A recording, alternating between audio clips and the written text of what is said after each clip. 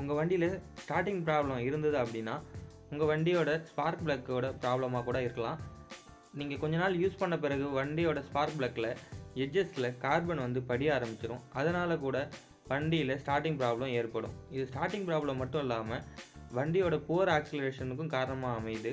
So நம்ம வந்து ஒவ்வொரு குறிப்பிட்ட இடைவெளியிலையும் ஸ்பார்க் ப்ளக்கை க்ளீன் பண்ணணும், இல்லைனா மாற்றணும். நீங்கள் இந்த ஸ்பார்க் ப்ளக்கை வந்து ஒரு குறிப்பிட்ட இடைவெளியில் இது மாதிரி மெயின்டைன் பண்ணிகிட்டே இருந்தோன்னா நமக்கு வந்து மிஸ்ஃபயர் ஆகிறத வந்து தடுக்கலாம்.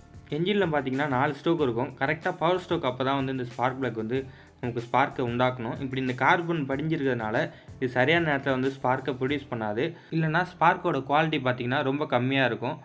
அதனாலேயே வந்து நமக்கு வந்து புவர் ஆக்சிலரேஷன் ஆகும். ஸோ ஒவ்வொரு ஸ்பார்க் ப்ளக்கும் பார்த்திங்கன்னா ஒவ்வொரு நிமிஷத்துக்கும் 6000 தடவை வந்து ஸ்பார்க்கை ப்ரொடியூஸ் பண்ணும். அதனால் அதோட எட்ஜஸில் வந்து கண்டிப்பாக வந்து கார்பன் படியும். அதே போல் அந்த கார்பன் மட்டும் கிடையாது, அது கேப்பும் வந்து நம்ம கரெக்டாக இருக்கா அப்படின்னு பார்க்கணும். கேப்பும் அதிகமாக இருந்தாலும் ஸ்பார்க் வந்து ப்ரொடியூஸ் ஆகாது. ஏன்னா இது வந்து ஆனோட் கேத்தோடுன்னு சொல்லுவாங்க. அந்த மெத்தடில் தான் இது ஃபங்க்ஷன் ஆகும். ஸோ அதையும் நம்ம வந்து பார்க்க வேண்டியது இருக்குது. சில நேரங்களில் ஸ்பார்க் ப்ளக்கோட எட்ஜஸ் மெல்ட் ஆகி டேமேஜ் ஆகிறதுக்கும் வாய்ப்பு இருக்குது. ஸோ அதையும் நம்ம பார்த்து ஸ்பார்க் ப்ளக்கை மாற்றிடணும்.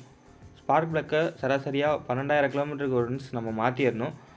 அப்படி இல்லை அப்படின்னா நம்ம ரொம்ப அதிகமாக வண்டி யூஸ் பண்ணுற மாதிரி ஆளாக இருந்தோன்னா, ரொம்ப ஸ்பீடாக ஓட்டுறோம் அப்படின்னா கூட நம்ம இன்னும் சீக்கிரமாகவே மாற்றிக்கலாம். எவ்வளோக்கு சீக்கிரமாக மாற்றுறோமோ அந்தளவுக்கு நமக்கு வண்டிக்கு மைலேஜும் வரும், வண்டியோட ஆக்சிலரேஷனும் நல்லாயிருக்கும். ஸ்பார்க் ப்ளக்கோட லைஃப் அப்படின்னு எடுத்துக்கிட்டோன்னா, ஸ்பார்க் ப்ளக்கோட பிராண்ட், அப்புறம் நம்ம வண்டியை எவ்வளோ சூப்பராக மெயின்டெனன்ஸ் பண்ணுறோம், அப்புறம் வண்டியை நம்ம எந்த அளவுக்கு ரகடாக யூஸ் பண்ணுறோன்றதை பொறுத்தும் இதோட லைஃப் மாறும்.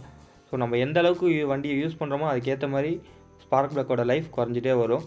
ஸோ நம்ம வந்து வண்டியோட ஸ்பார்க் ப்ளக்கை அடிக்கடி க்ளீன் பண்ணி யூஸ் பண்ணணும். அதே போல் மாற்றிக்கிறதும் ரொம்ப நல்லது. ஏன்னா ஸ்பார்க் ப்ளக்கோட ப்ரைஸ் ரொம்ப அதிகம்லாம் கிடையாது. நார்மலாக ஒரு 100 அந்த ரேஞ்சில் தான் இருக்கும்.